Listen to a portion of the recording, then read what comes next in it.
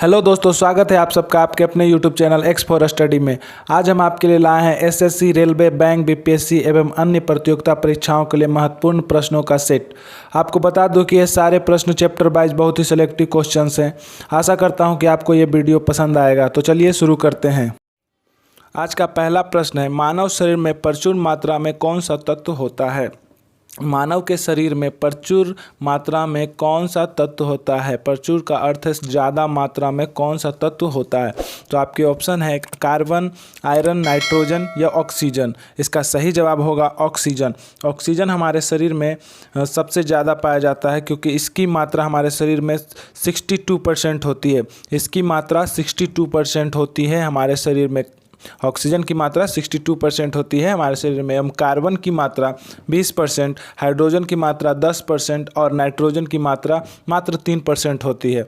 तो आपसे एक क्वेश्चन पूछ सकता है कि बताइए हमारे शरीर में कार्बन की मात्रा कितनी है, तो उसका जवाब होगा 20%। अगर हाइड्रोजन की मात्रा पूछ लिया जाए तो 10% और अगर नाइट्रोजन की मात्रा पूछा जाए तो वो 3%। तो चलते हैं अगले प्रश्न पर। इसका सही जवाब होगा ऑक्सीजन। अगला प्रश्न है, खट्टे स्वाद के लिए कोशिकाएं जिह्वा के किस भाग में होती है? खट्टे स्वाद के लिए कोशिकाएं जिह्वा के किस भाग में होती है? जिह्वा का तात्पर्य है जीभ से। तो इसके ऑप्शंस हैं अगले, पिछले, पार्श्व या मध्य। अगले, पिछले, पार्श्व या मध्य। तो आपकी जानकारी के लिए बता दूं कि जिह्वा के पार्श्व किनारे पर खट्टे स्वाद के लिए कोशिकाएं होती है, पार्श्व किनारे पर। तो इसका सही जवाब होगा पार्श्व। चलते हैं अगले प्रश्न पे। अगला प्रश्न है, गहरे तले हुए खाद्य पदार्थ कैंसरजनक होते हैं क्योंकि उनमें प्रचुर मात्रा में होती है। उनमें क्या प्रचुर मात्रा में होती है? तो आपके ऑप्शन है वसा की, हाइड्रोकार्बनों की, पकाने के तेल की या निकोटीन की।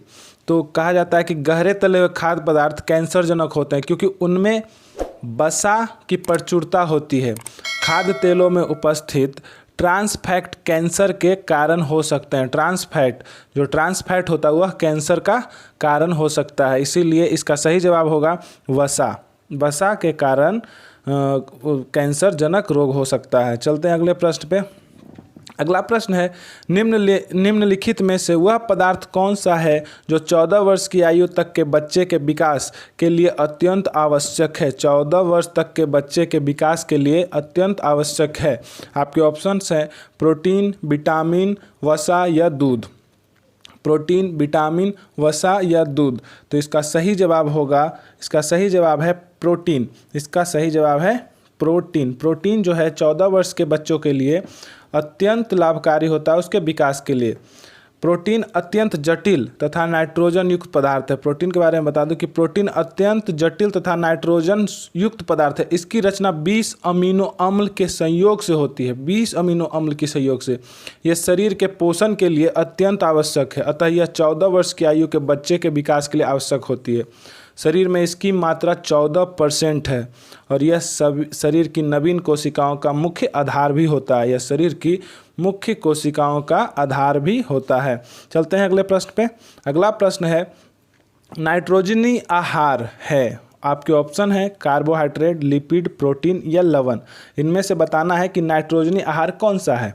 इसका सही जवाब होगा, इसका सही जवाब है प्रोटीन जो है नाइट्रोजनी आहार है। प्रोटीन जो है नाइट्रोजनी आहार है। ठीक है, चलते हैं अगले प्रश्न पे। अगला प्रश्न है, निम्नलिखित में से देह निर्माता किसे के कहते हैं?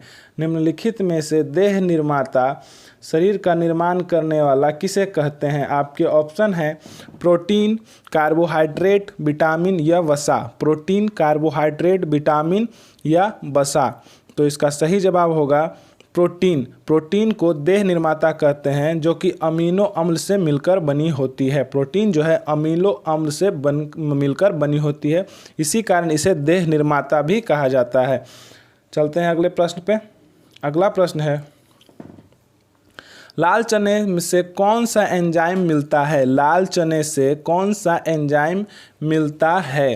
तो आपके ऑप्शन है यूरियस, जाइमेस, माल्टेस या डाइटेस। यूरियस, जाइमेस, माल्टेस या डाइटेस। तो इसका सही जवाब होगा, इसका सही जवाब है डाइस्टेस। डाइस्टेस, डाइस्टेस, ऑप्शन डी डाइस्टेस इसका सही जवाब होगा। ठीक है। डाइस्टेस, लाल चने में डाइस्टेस नामक एंजाइम पाया जाता है। लाल चना जो विकासशील देशों में उगाई जाने वाली प्रमुख दलहनी फसल है, जो विकासशील देशों में उगाई जाने वाली प्रमुख फसल है। ठीक है, चलते हैं अगले प्रश्न पे। अगला प्रश्न है, लार किसके पाचन में मदद करती है? लार किसके पाचन में मदद करती है? आपके ऑप्शन हैं वसा, स्टार्च, प्रोटीन या विटामिन। वसा, स्टार्च, प्रोटीन या विटामिन। आपको बता दूं कि लार के पाचन कार्यों में शामिल है भोजन को गीला करना और भोजन की लुगदी बनाना, ताकि आसानी से निगला जा सके। क्या करना है? भोजन को गीला करना और भोजन की लुगदी बनाना, ताकि वह आसानी से निगला जा सके। लार में एंजाइम एमिलेस होता है। कौन सा एंजाइम होता है? एमिलेस, जो स्टार्च यानी मंड को मल्टोज में तोड़ता है। मंड को मल्टोज में तोड़ता है। तो इसका सही जवाब होगा, इसका सही जवाब है वसा, माफ़ कीजिएगा स्टार्च। इसका सही जवाब है स्टार्च। ठीक है, चलते हैं अगले प्रश्न पे। अगला प्रश्न है, एंजाइम क्या होते हैं? एंजाइम क्या होते हैं? स्टेरॉयड, कार्बोहाइड्रेट, प्रोटीन या लिपिड? स्टेरॉयड, कार्बोहाइड्रेट, प्रोटीन या लिपिड? स्टेरॉयड, कार्बोहाइड्रेट, प्रोटीन या लिपिड? इसका सही जवाब होगा, इसका सही जवाब है option C, protein. Enzyme protein होते हैं। चलते हैं अगले प्रश्न पे। अगला प्रश्न है, एंजाइम के प्रोटीन भाग को क्या कहते हैं? एंजाइम के प्रोटीन भाग को क्या कहते हैं? आपके ऑप्शंस हैं iso enzyme, holo enzyme, apo enzyme या उपयुक्त सभी। तो इसका सही जवाब होगा option C, apo enzyme. Apo enzyme, enzyme के प्रोटीन भाग को एपो एंजाइम कहा जाता है एवं एपो एंजाइम की असक्रियता के आधार पर इसे प्रो एंजाइम अथवा जाइमोजन के नाम से भी जाना जाता है। प्रो एंजाइम या जाइमोजन के नाम से भी जाना जाता है। किसके? एपो एंजाइम की असक्रियता के आधार पर। ठीक है, असक्रियता के आधार पर। चलते हैं अगले प्रश्न पे। अगला प्रश्न है, मछली एक प्रथम श्रेणी का प्रोटीन क्यों है? मछली एक प्रथम श्रेणी का प्रोटीन क्यों है? आपके ऑप्शंस हैं आवश्यक अमीनो अम्ल के कारण, अनावश्यक अमीनो अम्ल के कारण, सभी आवश्यक बसीय अम्ल के कारण या कोई अमीनो अम्ल नहीं होने के कारण। तो इसका सही जवाब होगा ऑप्शन ए, आवश्यक अमीनो अम्ल के कारण। आवश्यक अमीनो अम्ल के कारण मछली प्रथम श्रेणी का प्रोटीन होता है। आपको बता दूं कि प्रथम श्रेणी के प्रोटीन सभी मानव के लिए आवश्यक एमिनो अम्ल से मिलकर बने होते हैं। उदाहरण के तौर पर मछली, मांस, अंडे, दूध उत्पादित इत्यादि। द्वितीय श्रेणी के प्रोटीन कुछ ही एमिनो अम्ल से मिलकर बने होते हैं। उदाहरण है सेम, अनाज, अखरोट इत्यादि। मनुष्य के शरीर के कोशिकाओं तथा शरीर की स्वास्थ्य के लिए कुल 22 प्रकार के अमीनो अम्ल चिन्हित किए गए हैं। 22 प्रकार के अमीनो अम्ल चिन्हित किए गए हैं। चलते हैं अगले प्रश्न पे। अगला प्रश्न है, डाइजेस्टेज एंजाइम क्या होता है? डाइजेस्टेज एंजाइम क्या होता है? डाइजेस्टेज एंजाइम का स्रोत होता है? लार ग्रंथि, अमाशय, यकृत या अग्नाशय? तो आपको फिगर दिख ही रहा होगा, इसका सही ऑप्शन है लार ग्रंथि। लार ग्रंथि, डाइजेस्टेज एंजाइम का स्रोत लार ग्रंथि है। यह स्टार्च को मोल्टेज और फिर डेक्सट्रोज में तोड़ता है। यह स्टार्च को मल्टोज और फिर डेक्सट्रोज में तोड़ता है। चलते हैं अगले प्रश्न पे। अगला प्रश्न है, किस एंजाइम की उपस्थिति के कारण HIV अपना आकार अक्सर बदल लेता है? किस एंजाइम की उपस्थिति के कारण HIV अपना आकार अक्सर बदल देता है? आपके ऑप्शन है रिवर्स ट्रांसक्रिप्टेस, एंट्रोकाइनेस, न्यूक्लियोटिडेस या न्यूक्लियोटिडेस। ठीक है, आपके ऑप्शन है रिवर्स ट्रांसक्रिप्टेस, एंट्रोकाइनेस, न्यूक्लियोटिडेस या न्यूक्लियोटिडेस। तो इसका सही जवाब होगा, इसका सही जवाब है option A, reverse transcriptase. Reverse transcriptase. इसका सही जवाब है reverse transcriptase. Reverse transcriptase enzyme की उपस्थिति के कारण HIV अपना आकार बदल लेता है। ठीक है, चलते हैं अगले प्रश्न पे। अगला प्रश्न है, दूध में दूसरा सबसे बड़ा तत्व क्या होता है? दूसरा सबसे बड़ा तत्व, प्रथम नहीं, द्वितीय सबसे बड़ा तत्व दूध में क्या होता है? आपके ऑप्शंस हैं खनिज, वसा, खनिज, जल या शर्करा। वसा, खनिज, जल या शर्करा। तो इसका सही जवाब होगा ऑप्शन डी। ऑप्शन डी यानी शर्करा। शर्करा। आपको जानकारी के लिए बता दूं कि गाय के दूध में जल 87% होता है, उसके बाद शर्करा 4.8%, उसके बाद वसा 3.8% और उसके बाद लास्ट में प्रोटीन 3.3%। वहीं मनुष्य के दूध में जल 88%, वसा 3.8%, प्रोटीन 1.2% और शर्करा 7% होता है। तो इसका सही जवाब होगा दूध में दूसरा सबसे बड़ा तत्व क्या होता है? तो इसका सही जवाब है शर्करा। चलते हैं अगले प्रश्न पे। अगला प्रश्न है, पित्त का स्रोत क्या है? पित्त का स्रोत क्या है? आपके ऑप्शन हैं पित्ताशय, यकृत, पित्तवाहिनी या अग्नाशय। पित्ताशय, यकृत, पित्तवाहिनी या अग्नाशय। तो इसके सही जवाब होंगे यकृत। यकृत जो होता है वह पित्त का स्रोत होता है। यकृत जो होता है वह पित्त का स्रोत होता है। पित्त हल्के रंग का क्षारीय यानी क्षारीय तरल होता है। उसका pH मान जो है 7.6 से 8.6 तक का हो सकता है।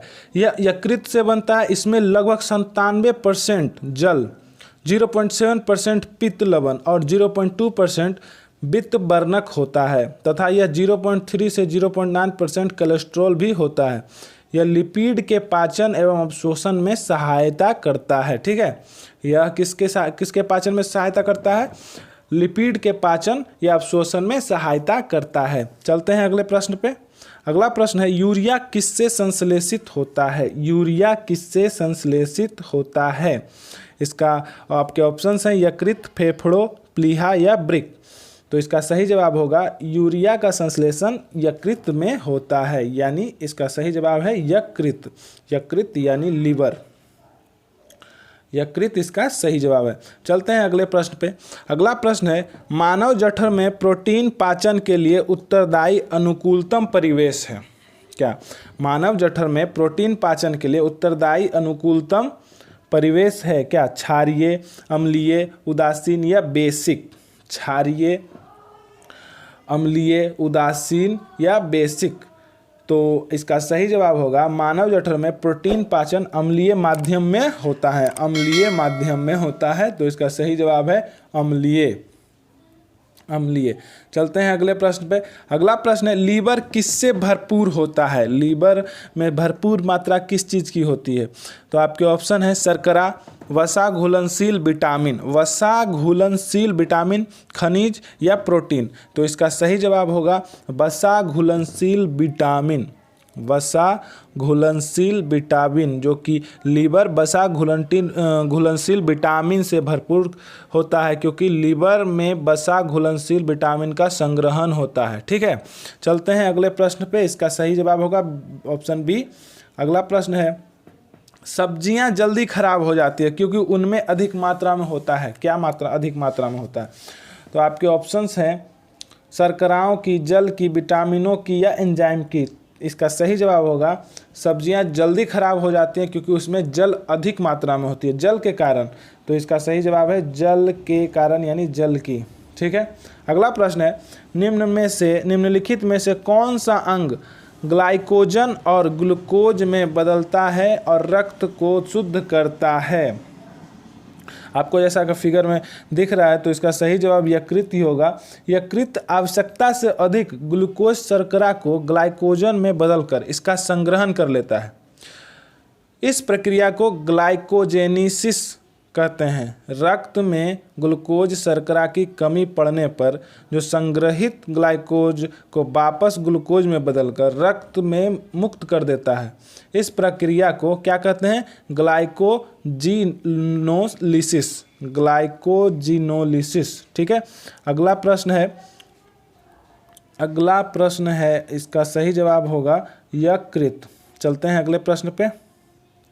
अगला प्रश्न है, टेबल शर्करा किस प्रकार की शर्करा है? टेबल शर्करा किस प्रकार की शर्करा है? आपके ऑप्शन है फ्रक्टोज, ग्लैक्टोज, ग्लूकोज या सुक्रोज। तो इसका सही जवाब होगा सुक्रोज। सुक्रोज एक कार्बनिक यौगिक है जिससे सामान्यतः टेबल शर्करा के नाम से जाना जाता है। इसका सही जवाब है ऑप्शन डी, सुक्रोज। चलते हैं अगले प्रश्न पे। अगला प्रश्न है, खाद्य प्रोटीन के दो सबसे समृद्ध ज्ञात स्रोत। खाद्य प्रोटीन के दो सबसे समृद्ध ज्ञात स्रोत, आपको फिगर दिख ही रहा होगा, मूंगफली और ये सोयाबीन का है। तो इसका सही जवाब है मूंगफली और सोयाबीन, सोयाबीन और मूंगफली। आपको बता दूं कि सोयाबीन और मूंगफली मुख्यतः प्रोटीन के सबसे समृद्ध ज्ञात स्रोत हैं। सोयाबीन का उत्पादन मध्य प्रदेश तथा मूंगफली का उत्पादन गुजरात में होता है और यह उस राज्य का प्रथम उत्पादक कहलाता है, भारत में प्रथम उत्पादक कहलाता है। जैसे कि मध्य प्रदेश में सबसे ज़्यादा सोयाबीन उगाई जाती है और गुजरात में मूंगफली। आपको बता दूं कि ये भी बहुत अजीब बात है कि सोयाबीन में बहुत मात्रा में प्रोटीन पाया जाता है, परंतु मगर मध्य प्रदेश को ही बीमारू राज्य कहा गया है, मध्य प्रदेश को भी बीमारू राज्य कहा गया। चलते हैं अगले प्रश्न पे। अगला प्रश्न है, निम्नलिखित में कौन सा एक रेशेदार प्रोटीन है? निम्नलिखित में से कौन सा एक रेशेदार प्रोटीन है? आपके ऑप्शंस हैं हीमोग्लोबिन, एल्बुमिना, केराटिन या एंजाइम। हीमोग्लोबिन, एल्बुमिना, केराटिन या एंजाइम। तो इसका सही जवाब है केराटिन एक रेशेदार प्रोटीन है। यह प्रोटीन बाल, नाखून, सींगों, ऊन इत्यादि में पाए जाते हैं। इसका सही जवाब है केराटिन। चलते हैं सेकेंड लास्ट क्वेश्चन की ओर। निम्नलिखित में से कौन सा द्रव त्वचा की परत को जल के लिए अभेद्य बनाता है? वह कौन सा द्रव है जो त्वचा की परत को जल के लिए अभेद्य बनाता है? आपके ऑप्शन है कोलेजन, मेलानिन, केराटिन या काइटिन। कोलेजन, मेलानिन, केराटिन या काइटिन। तो इसका सही जवाब होगा केराटिन। केराटिन कहा जाता है, केराटिन फाइब्रस संरचनात्मक प्रोटीन यानी द्रव है जो त्वचा की बाहरी परत को जल के लिए अभेद्य बनाता है, जिसके कारण जल त्वचा के द्वारा अंदर प्रवेश नहीं कर पाती, यद्यपि त्वचा से स्राव होता है। तो इसका सही जवाब है केराटिन, ऑप्शन सी। आज का अंतिम क्वेश्चन, निम्नलिखित में से किस भारी धातु की विषाक्तता यकृत सिरोसिस पैदा करती है? निम्नलिखित में से किस भारी धातु की विषाक्तता यकृत सिरोसिस पैदा करती है? आपके ऑप्शंस हैं कॉपर, लेड, मरकरी या जिंक। इसका सही जवाब होगा कॉपर। कॉपर जो है, यकृत में कॉपर के संचयन से यकृत में विकार उत्पन्न हो जाता है तथा इसके उत्तक का क्षय होने लगता है, जिसे यकृत सिरोसिस या यकृत निक्रोसिस कहते हैं। जब कॉपर शरीर के अंदर अन्य भागों यथा मस्तिष्क, वृक्क तथा आँखों पर भी जमने लगता है तो इसे विल्सन रोग कहते हैं, विल्सन रोग। आज के लिए इतना ही। आप सबका बहुत बहुत धन्यवाद। अगर आपको ये वीडियो अच्छा लगे तो प्लीज़ इस वीडियो को लाइक करें और हमारा चैनल सब्सक्राइब करें। धन्यवाद इस वीडियो को देखने के लिए।